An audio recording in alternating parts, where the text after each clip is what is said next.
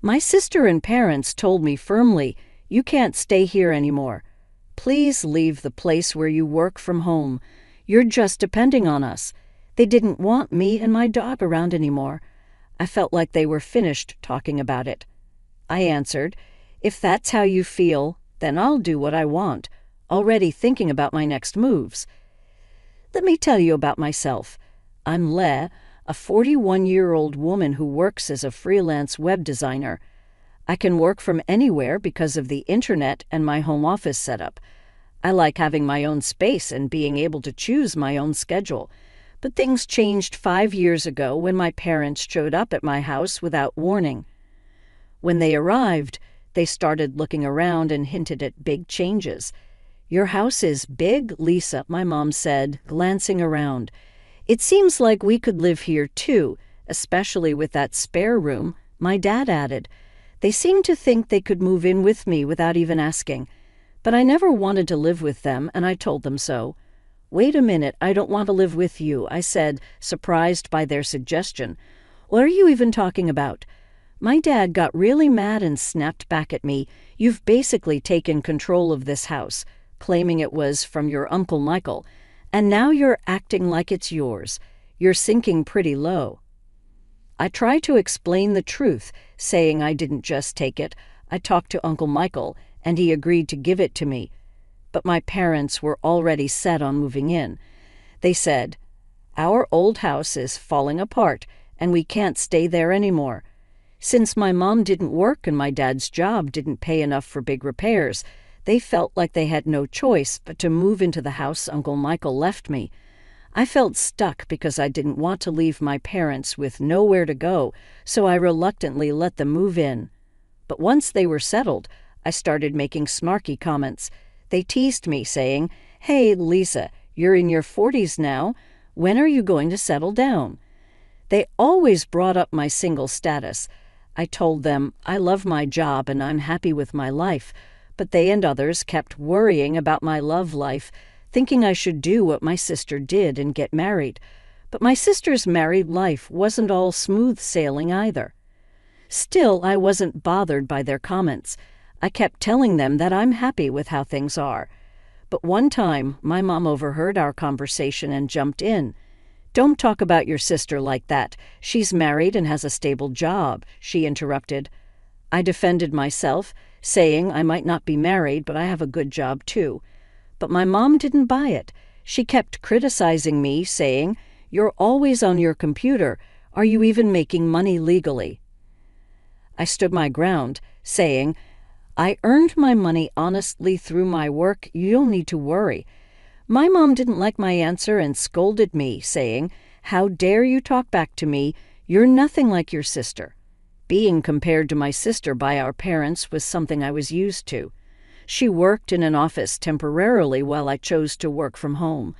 Even though I knew our parents might not understand working remotely, it still hurt to be put down all the time. One day while I was cooking dinner, the doorbell rang unexpectedly. I was surprised to find my sister Carol there, carrying a lot of luggage. "Hey, Carol, what's up? It's been a while," I said, surprised by her sudden visit. "I know it's sudden, but I'll be staying here from now on," Carol said urgently. I was confused and said, "Staying here?" I didn't hear anything about this. Carol explained, "Did Mom and Dad tell you? I got divorced, so I'll be staying with you now." Even though I was shocked at first, I tried to be welcoming and didn't show my surprise. Carol went upstairs and claimed an empty room as hers. My parents supported her, and I couldn't say anything against it. After that, my stress levels went up. Carol, since her divorce, quit her job and spent her time gossiping about me with our mom. "Mom, do you like this dress?" Carol would ask, showing off something she bought. "Oh, it's lovely, Carol, you look so pretty," Mom would say. Then Carol would turn to me and say, "What do you think? It's not something Lisa would wear, right?" They kept watching me closely and saying mean things, but I chose not to let it bother me. Even though I wanted to snap back at them, I didn't. I realized that if I reacted to their mean words, it would only make things worse. So I stayed strong and didn't let their teasing get to me. One day I decided to focus on my own happiness, no matter what others said. Then something amazing happened. My close friend got 4 cute puppies. This changed everything for me. When I saw those adorable pups, I instantly fell in love. I thought carefully and decided to adopt a tiny black Chihuahua from the litter. I named him Charlie. Charlie was full of energy and mischief, with big shiny eyes and a tail that wagged like crazy whenever he saw me. I had always wanted a Chihuahua, and having Charlie with me brought so much joy, especially since I often worked from home. His company made my days much brighter. I'm calling you Charlie from now on, okay? Woof, I told him, sealing our bond. I was so excited about bringing Charlie home that I didn't talk to my family about it. But it was my house, and I was the one taking care of Charlie, so I didn't think they would mind. When I introduced Charlie to my family, my parents and sister Carol weren't happy. They hadn't known I was planning to get a dog, and they didn't like the idea of potential dog smells in the house. They made it clear they weren't pleased. "We had no idea you were getting a dog," they said. "Don't dogs smell?" "I hate bad smells," someone added. "Lisa, how could you bring a dog home without talking to us first?" They scolded me. Despite their complaints, I stood my ground. It's my house, and I felt Charlie and I needed each other. Having him here makes me happy, and that's what matters, I said firmly. At first, they were clearly annoyed and upset, but within a few hours, something amazing happened. Charlie's cuteness won them over completely. They couldn't stop playing with him, saying things like, "Aren't you adorable? Are you mums, dads, or sissies? Look over here, sweetie." It was like their frustration had vanished. My whole family fell in love with Charlie, and his presence changed their attitudes completely. From then on, our house was filled with love for Charlie. Because of him, the tension between me and my family eased, and we had peaceful days together. But as life goes, something happened that disturbed our peace. While I was out running an errand, my sister Carol called me urgently. She sounded upset and said, "Come home now." Surprised by her urgency, I asked her what was wrong. She angrily explained over the phone, "It's not what happened, it's what Charlie did. He peed on my clothes. What if they smell?" I tried to reassure her, saying, "Just wash them quickly and they'll be fine. Plus, isn't it your fault for leaving your clothes on the floor?" "What? It's my fault. It's your lack of training that's the problem," Carol shot back. I sighed, realizing it was a small issue. "Calm down, Carol. Charlie is still a puppy. If you take him for a walk, he won't go in the house. Weren't you planning to walk him today? Did you actually do it?" I had planned to take Charlie for a walk later that day, but I didn't realize it would cause such chaos in my family. The problem was that I hadn't properly trained Charlie, our beloved dog, and now we were facing the consequences. When I got home, I could feel the tension in the air. My sister Carol was clearly angry and immediately confronted me. She had already told our parents about what happened, and they were also looking at me with disapproval. As Carol's clothes lay on the floor, stained, she upsetly threw the dirty clothes at me. "You're paying for the cleaning," she said angrily. "Why should I pay?" I argued. "You didn't take him for a walk and left your clothes all over the floor." My parents quickly joined in, urging me to take responsibility. "Lisa, shouldn't you apologize to Carol?" they suggested. "This mess happened because of Charlie." As they continued blaming me, I couldn't help but defend Charlie. "Can't we cut Charlie some slack? Puppies make mistakes just like babies," I argued. But my family was set on blaming both me and Charlie. "This is all because of that dumb dog," my sister snapped again.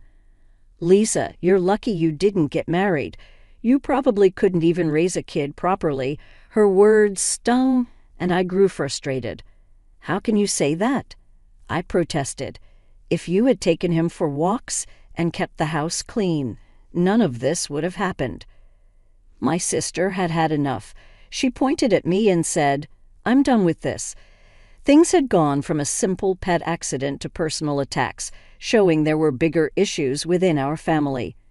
Despite the tension, I knew it was important to stay calm and talk things through, focusing on training Charlie and improving communication within our family.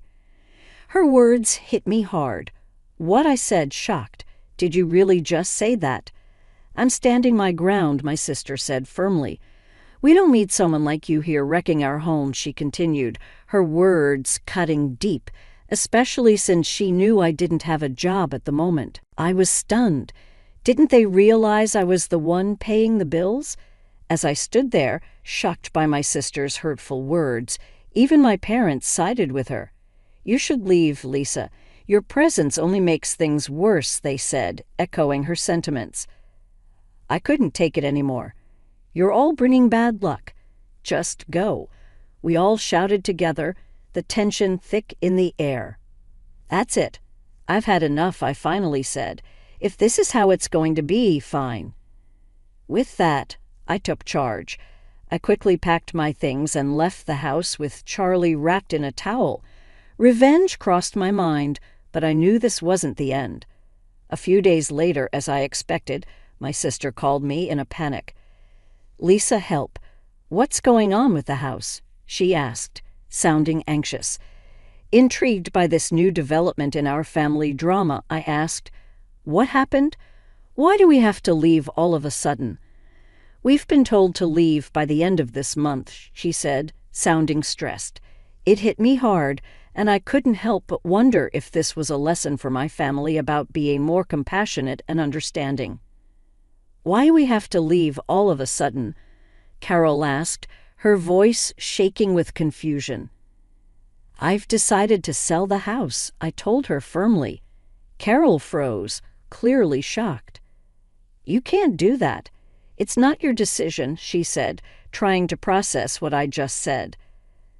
"The house officially became mine a month ago," I revealed, a fact I hadn't shared until now. "Uncle Michael gave it to me and the title is in my name." "You're joking?" Carol's disbelief was clear. "Even if Uncle Michael transferred the title to you, you can't just sell the house like that." "I get your concern," I said, trying to reassure her. "But after you told me to leave, I talked to Uncle Michael.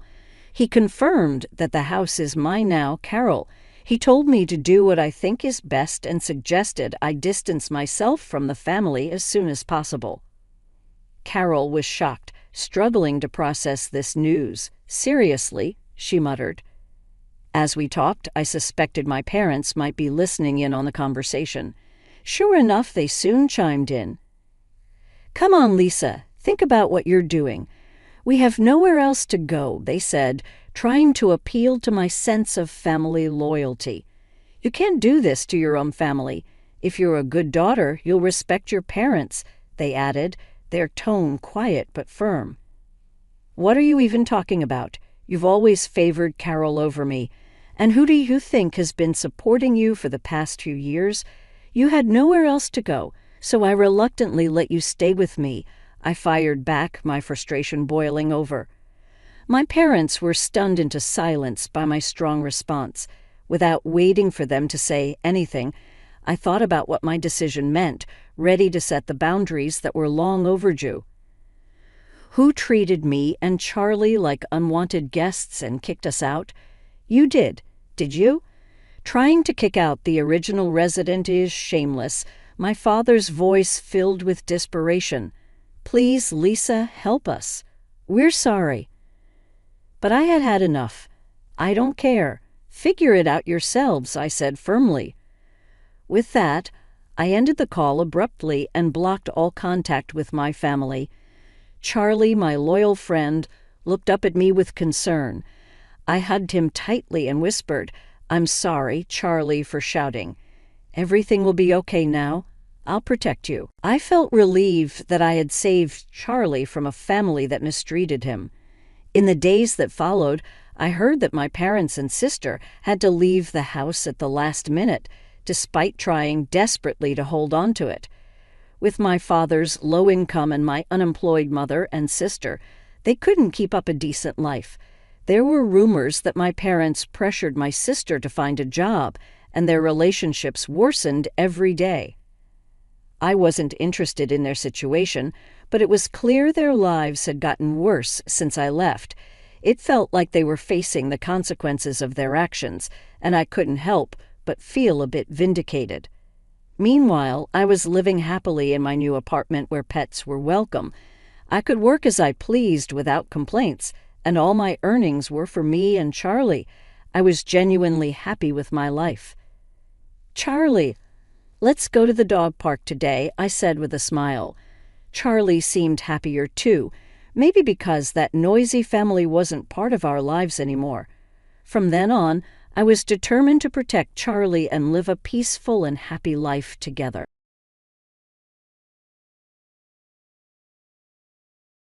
Your mom doesn't love you anymore. She chose her job over you, my mother-in-law Eleanor said in a fake sweet voice through the phone recording. I gripped the kitchen counter, my hands shaking as I listened. My best friend Sarah had secretly recorded her at Sunday dinner. She abandoned you, just like I told your father she would. My name is Olivia Parker. I'm 35 years old, and I never thought I'd hear my own mother-in-law filling my children's heads with lies. Especially while I was recovering from emergency surgery. The worst part, my husband James believed her. 2 months ago, I collapsed at work during an important meeting. What seemed like stress turned out to be a serious medical condition. I needed surgery and a long recovery. Eleanor stepped in to help with my kids, Emma 10 and Lucas 8, while I was in the hospital. I should have known better. Eleanor never liked that I was a software engineer. She believed real mothers stayed home. She always reminded James how his mother had sacrificed everything for her family. It bothered her that I earned more than James. See how peaceful the house is without her? She continued in the recording. You meet a real mother, not someone who puts work first. My hands trembled as I played the recording again. Sarah had noticed something was wrong when she visited my kids last weekend. They seemed distant, avoiding questions about me, so she left her phone recording during Sunday dinner. Now I knew why my kids barely spoke to me when they visited the hospital. The sound of the front door opening snapped me back to reality. James walked in, looking tired. You're home early, he said. Shouldn't you be resting? We need to talk about your mother, I said, trying to stay calm. James sighed. Not this again, Olivia. Mom's been a lifesaver. The kids are doing great with her. Really? I held up my phone. Then why is she telling them I abandoned them? James frowned.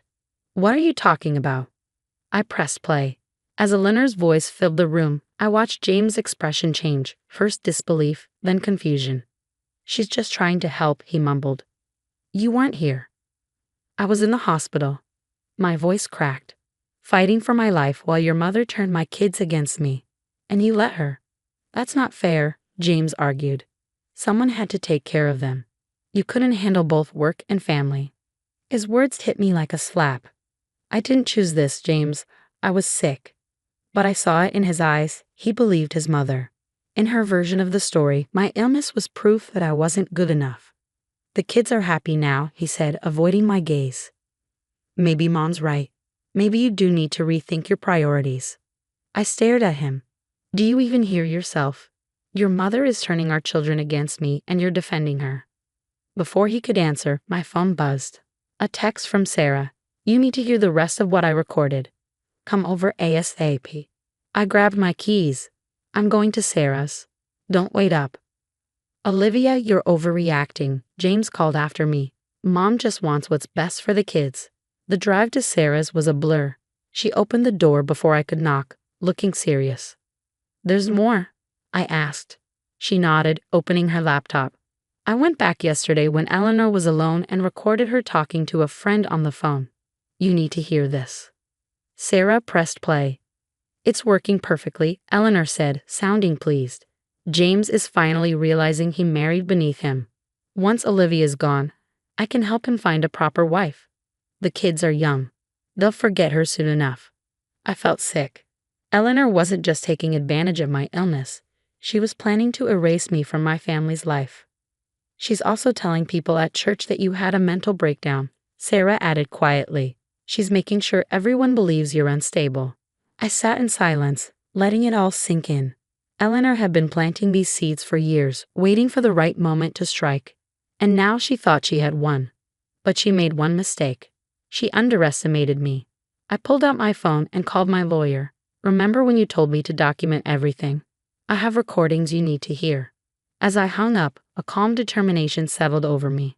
Eleanor thought she had destroyed me. She had no idea what was coming.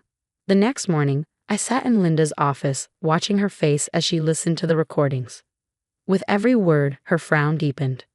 "This is serious," she said, stopping the playback. "What your mother-in-law is doing isn't just wrong, it's illegal.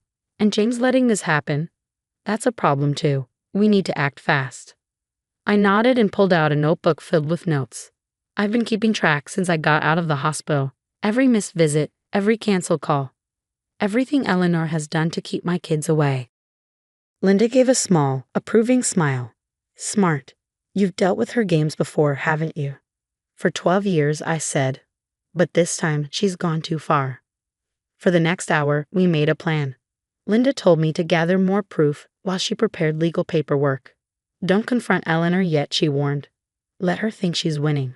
That evening, I picked up Emma and Lucas from school before Eleanor could get there. They looked shocked to see me.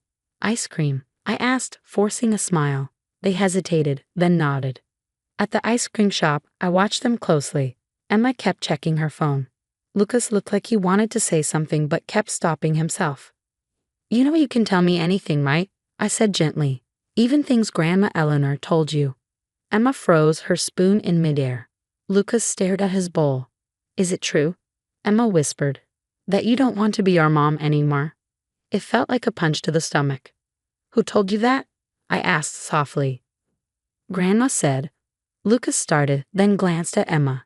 "She said you were gone so long because you're moving away for work." I took a deep breath. "Lucas, sweetheart, I was in the hospital. Remember the doctors? The machines? I was really sick. But do you know what kept me going?" They looked at me with wide eyes. "You. I fought to get better because nothing is more important to me than being your mom." Emma's lip trembled. "But Grandma said." "Grandma Eleanor is wrong," I said firmly, "and I can prove it." I showed them photos from my hospital stay, the dates clear, then my medical records. Slowly, doubt faded from their faces. "Is that why you had all those machines?" Lucas asked. I nodded. "And every day, I asked to see you. I have the messages to prove it." Emma wiped her eyes.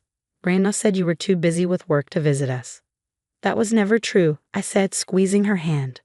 By the time we finished our ice cream, I could feel the wall Eleanor had built between us starting to crack. On the way home, my phone kept buzzing, James and Eleanor, demanding to know where we were. I sent a simple reply. "Kids are with me. We're having family time." When we pulled up to the house, Eleanor was waiting, her face full of fake concern. "Where have you been?" "We were so worried," she said sweetly. Before I could answer, Lucas spoke up. "Mom took us for ice cream. She showed us pictures from the hospital." Eleanor's smile faltered. "Oh, sweetheart, you shouldn't think about such sad things. Why don't you come stay with Grandma tonight? I'll make your favorite dinner." "No," Emma said quietly. "I want to stay with Mom." Eleanor's grip on her purse tightened. "Don't be silly, dear. Your mother needs rest. She's not well enough." "Actually, I cut in. My doctor cleared me weeks ago. Would you like to see the paperwork?" Eleanor's eyes narrowed. "James and I agree that the kids need stability. Your career. Mom's job isn't the problem," Emma snapped. "You are. You lied about her not wanting us." The silence was thick. Eleanor's face twisted for a moment before she put on her usual innocent act. "I would never," she started. "Save it," I said. "Kids, go inside and start your homework. I need to talk to Grandma." Once they were inside, Eleanor dropped the act. "You think you're so clever," she hissed. "But James knows what's best. You'll never be the mother they deserve." I smiled, thinking of the recordings safe with my lawyer. "We'll see about that. And Eleanor, don't come back unless you're invited." She glared at me but didn't argue. As she drove away, I could almost see her mind racing, planning her next move. But this time, I was ready. The final confrontation happened sooner than I expected. Eleanor called an emergency family meeting for the following Sunday, telling everyone I had become unstable and was refusing to let the children see their grandmother. Perfect. I arrived at Eleanor's house with Emma and Lucas, who now understood they were part of a bigger plan. James was already there, along with Eleanor's sister Margaret and her husband, plus a few other family members Eleanor had rallied to her cause. "Thank you all for coming," Eleanor began, standing in her pristine living room. "We need to discuss Olivia's recent concerning behavior." "Actually," I interrupted smoothly, "I have something to share first." I pulled out my laptop and connected it to her TV. "Since we're all here to discuss behavior, let's start with this." Eleanor's face paled as her own voice filled the room. The complete recording Sarah had made, including her phone conversation about destroying my relationship with my children. "It's working perfectly. James is finally seeing what I've been saying all along. Once Olivia's out of the picture, I can help him find a proper wife. The kids are young enough. They'll forget her eventually." The silence in the room was absolute. James sat frozen, his face ashen as he listened to his mother's calculated plans to destroy our family. Margaret covered her mouth in horror. "Turn that off," Eleanor shrieked, lunging for the laptop. "This is obviously manipulated." "I have the original recordings authenticated by experts," I said calmly, "plus documentation of every visit you prevented while I was in the hospital, every lie you told my children, every time you undermined my role as their mother." I turned to face the room. "I've been quiet for years, tolerating the subtle digs, the manipulation, the constant criticism. But using my illness as an opportunity to turn my children against me, that crosses a line." James stood up, his voice shaking. "Mom, tell me this isn't true." Eleanor's composure cracked. "I did it for you. She was never good enough for you. Working all the time, making more money than you. I had to protect the children from her influence." "Protect them." Emma spoke up, her voice clear and strong. "You lied to us. You made us think Mom didn't want us anymore." Eleanor faltered, looking around the room for support and finding none. Even her sister Margaret was shaking her head in disgust. "James," I said quietly, "I've tried to be patient, to understand why you couldn't see what your mother was doing. But I won't let her poison our children's minds anymore. Linda has drawn up papers. Either you stand with your family and set clear boundaries with your mother, or we'll let a judge decide what's best for Emma and Lucas." The room erupted in chaos.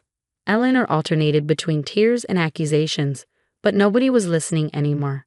James walked out to the porch, and after a moment's hesitation, I followed him. "I should have seen it," he said, his voice rough. "All these years, the way she manipulated everything. I'm so sorry, Olivia." "It's not too late to fix this," I replied, "but things have to change."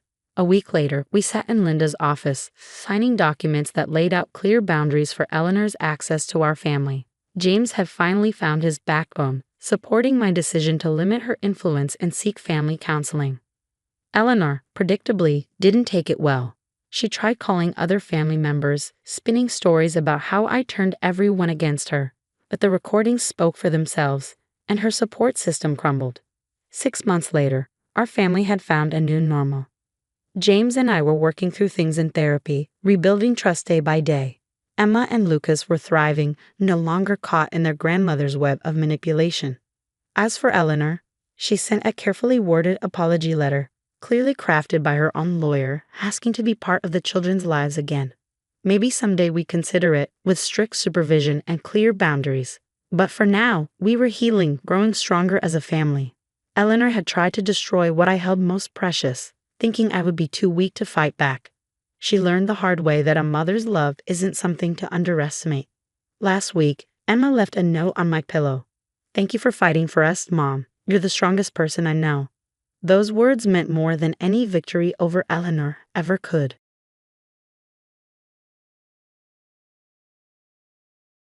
"I'm not giving you a single penny," Marcus said with a smug smile. "No legal marriage means no shared assets. You should have thought about that before."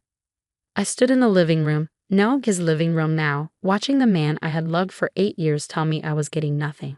This was the same man who once promised that love was enough, that we didn't need a marriage certificate. "My name is Alexandra. I'm 34, and my relationship was falling apart in the worst way possible. The truth hit me, Marcus had planned this from the start. He always said keeping our marriage unofficial would protect our love. But really, it was to protect him from ever having to share anything. You can't just throw me out, I said, keeping my voice steady. We built this life together. Marcus ran a hand through his perfectly styled hair, a move I used to find charming. Now it felt fake, just like him. Built it together. He laughed. I bought this house. I paid for everything. You were just along for the ride. Behind him, Veronica, his 25-year-old mistress, sat in his leather chair, smirking. She played with a strand of her platinum blonde hair, a diamond bracelet on her wrist catching the light. A bracelet I had helped pay for, without realizing it. You know, that's not true, I said. My calmness made Marcus pause for just a second. I helped pay for this house. I have proof. Proof? He scoffed, but I saw the tension in his shoulders. Everything is in my name. You have nothing. I thought about the safe upstairs, the one Marcus thought held only his watches and passports. You're right about one thing, I said, turning toward the stairs. I should check what I have. Packing your things? Veronica called after me. Don't forget to leave the key. I ignored her and went upstairs. Behind a painting in our bedroom was the safe. Marcus had always laughed at my choice of artwork, calling it a waste of money. Now, as I moved the painting aside, I smiled. This wasn't just a safe, it was my backup plan. 6 months ago, I had found suspicious messages on Marcus's phone. That's when I had a second, hidden compartment installed. Marcus had no idea it existed. I heard footsteps behind me. Need help with the combination? Marcus asked, leaning against the doorframe. Or are you trying to steal my watches? You should check the safe yourself, I said, stepping aside. Rolling his eyes, Marcus walked over and entered the code, our anniversary date. The safe door swung open. His face changed immediately. Where are my watches? He demanded. Check the back, I said calmly. Marcus ran his hands inside the safe, finding the hidden panel. What is this? A second compartment, I explained. It needs a different code. Want to try? His face turned red. You had no right to do this. Actually, I said, I had every right. Just like I had the right to protect myself when I realized you planned to leave me with nothing. What are you talking about? I pulled out my phone and played a recording, his voice talking to his lawyer about how to make sure I got nothing. The conversation was from 3 months ago, right around the time he started seeing Veronica. Marcus turned pale. You recorded me? I did a lot more than that, I said. Want to see what's in the second compartment? I think you'll find it interesting. Before he could answer, Veronica appeared at the door. What's taking so long? We have dinner reservations. I smiled. You might want to cancel. We have a lot to discuss about asset division and common law marriage laws in this state. Marcus's smug look faded. I could see the moment he realized he wasn't the only one who knew how to plan ahead. This is ridiculous, he snapped. You can't prove anything. Why don't you open the second compartment and find out? I said, leaning against the wall. The code is 071521, the day you met Veronica. I thought that was fitting. Marcus's hands shook slightly as he entered the combination. The hidden panel clicked open, revealing stacks of papers, USB drives, and a small laptop. What is all this? He asked, grabbing a file. Insurance, I said calmly. Proof of every deposit I made, every renovation I paid for, every piece of furniture I bought. But that's just the start. I opened a folder showing photos of Marcus and Veronica together, months before I was supposed to know about their affair. When someone moves money around suspiciously, a good investigator can find out a lot. Veronica stepped closer, trying to see the documents. That doesn't prove anything, she said. I smiled and pulled out another folder. Actually, it does. These bank statements show Marcus transferring money from our joint account to you, Veronica. The dates match your new car, designer clothes, and that bracelet on your wrist. Marcus lunged for the papers, but I stepped back, careful. These are copies. The originals are with my lawyer. Your lawyer? He laughed, but I could hear the nervousness in his voice. Since when do you have a lawyer? Since I found your emails to your lawyer about hiding assets from me. I held up another document. You should really change your phone password more often. His face turned white. You had no right to look at my private messages. Just like you had no right to take money from our savings, I shot back, pulling out more statements, or to use that money to take care of her. Veronica's smirk disappeared. Marcus, what is she talking about? I turned to her. He's been using our money to fund your relationship, and according to these documents, I paid for over 60% of our household expenses in the last 3 years, while Marcus spent on his business ventures. Marcus shook his head. That's not true. Everything's in my name. That doesn't matter, I said, opening my laptop. In this state, if a couple acts like they're married for long enough, the law treats them as married. And we did, for 8 years. I played video clips from holidays, family events, and business functions. In each one, Marcus introduced me as his wife. Every clip was dated and saved. But that's not even the worst part, I said, pulling out the last folder. Remember the business loan you took out last year? The one that needed a spouse's signature? Marcus went pale. You wouldn't. You forged my name, I said flatly. I have proof. The bank's fraud department was very interested in it. Veronica took a step back, eyes wide. You told me you were divorced, that everything was settled. I sighed. He lied to both of us. The difference is, I figured it out and prepared. Marcus leaned against the wall, his plan falling apart. What do you want? He asked weakly. Fairness. Half of what we built, the house, the savings, everything. If you fight me, I can take this to court. And we both know that won't end well for you. Veronica grabbed her purse. I can't believe this. You told me you were rich, that everything was yours. Veronica, wait, Marcus called as she rushed downstairs. I calmly put the files back into the safe. I'll have my lawyer prepare a fair settlement. I highly suggest you sign it. You planned all of this, Marcus accused. No, I said. I just learned from you. You taught me how to protect myself, keep evidence, and plan ahead. I guess I was a better student than you expected. Outside, Veronica's car roared to life and sped away. Marcus looked lost. His perfect plan to leave me with nothing had completely failed. I'll give you time to think about it, I said, closing the safe and putting the painting back. Oh, and don't bother trying to open the safe again. I already changed the combination. 3 months after the confrontation at the safe, I sat in my new apartment overlooking the city park, sipping coffee and reviewing the final settlement papers. Everything had worked out better than I'd expected, though not without some drama along the way. Marcus, predictably, had tried to fight back at first. He'd attempted to empty our remaining accounts the very next day, only to find I'd already frozen them with evidence of his previous unauthorized withdrawals.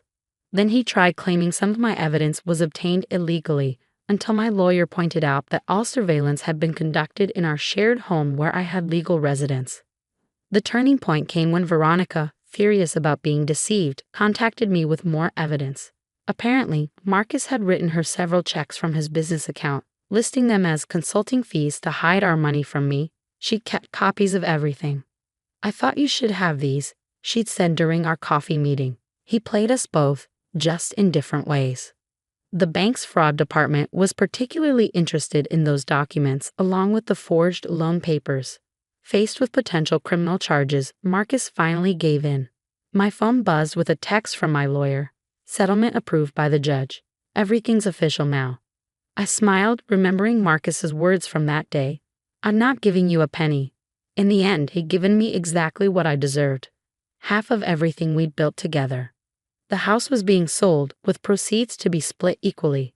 Our joint accounts were divided, and he had to repay every penny he'd given to Veronica from our money. My doorbell rang, interrupting my thoughts. It was Lisa, my best friend, holding a bottle of champagne. Ready to celebrate, she asked, grinning. The papers just came through, I confirmed, letting her in. I still can't believe you pulled this off, she said, setting down her bag. When you first told me Marcus was cheating, I was so worried he'd leave you with nothing. I led her to the kitchen, grabbing champagne flutes. I learned something important through all this, I said, watching her pop the cork. Sometimes the best revenge isn't about getting even. It's about being prepared. And boy, were you prepared. Lisa laughed, pouring the champagne. The look on his face in the security footage when he tried to access the safe again was priceless. That had been an interesting day. The cameras I'd installed caught him attempting to break into the safe while I was out. The police had been very interested in that footage too. You know what the best part is? I said, taking my glass. I'm actually happier now. All those years, I was trying to make a marriage work with someone who saw me as disposable. Lisa raised her glass. To new beginnings? To new beginnings, I agreed. And to good lawyers, hidden safes, and karma. We settled on my new balcony, enjoying the spring breeze. Below, people walked their dogs and pushed strollers through the park. A completely different view from the suburban house I'd shared with Marcus. Have you heard what happened with his business? Lisa asked. I nodded. The bank audit triggered by the fraud investigation found some creative accounting. He's had to sell his share to his partners. Karma really is something, Lisa mused. And Veronica? Last I heard, she's dating one of the bank investigators, I said, unable to hold back a laugh. Apparently, they hit it off when she was providing evidence against Marcus. The sun was setting, casting a golden glow over the sea. I thought about how different my life was from what I'd imagined when Marcus first proposed our private ceremony 8 years ago. Back then, I thought love was enough. Now I knew better, trust had to be earned and protection had to be ensured. My phone buzzed again. An email from my new business partner. After the divorce settlement, I'd invested my share in a property development company. Turned out I had quite a talent for it, probably from all those years managing our household renovations. Speaking of new beginnings, I told Lisa, we just closed on that downtown project I told you about. The returns are looking even better than projected. Look at you, she said proudly, from almost losing everything to building your own empire. I shook my head. I never almost lost everything. Even when Marcus thought he had me cornered, I was always 2 steps ahead. That's the difference between us. He planned to tear someone down, while I planned to build myself up. As the sky darkened and city lights began twinkling, I felt a deep sense of peace. The safe upstairs in my old house had held more than just documents. It had contained my freedom, my future, and my power to choose my own path. Marcus had taught me one valuable lesson. Always keep evidence, always plan ahead, and never let anyone make you feel powerless. It wasn't the lesson he'd intended to teach, but it was one I'd never forget.